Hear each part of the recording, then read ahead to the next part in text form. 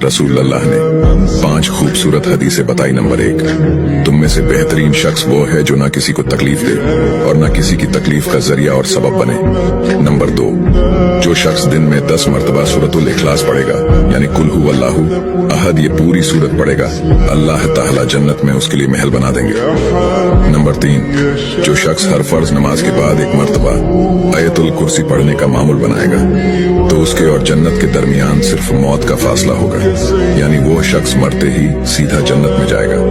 Number 5, जो शख्स घर से निकलते वक्त ये दुआ पढ़ेगा, बिस्मिल्लाहि तवक्कलतु अला अल्लाह ला हौला वला कुव्वता इल्ला बिल्लाह, तो अल्लाह ताला शैतान के शर से उसकी हिफाजत फरमा देता है और जिस काम को वो निकला अल्लाह ताला उसमें आसानी पैदा फरमा देता है। नंबर 5, रसूल अल्लाह ने फरमाया, वो शख्स हरा भरा रहे, हंसता खेलता रहे, जो शख्स मेरी हदीस सुने उसको महफूज रखे और उसको दूसरों तक पहुंचाए।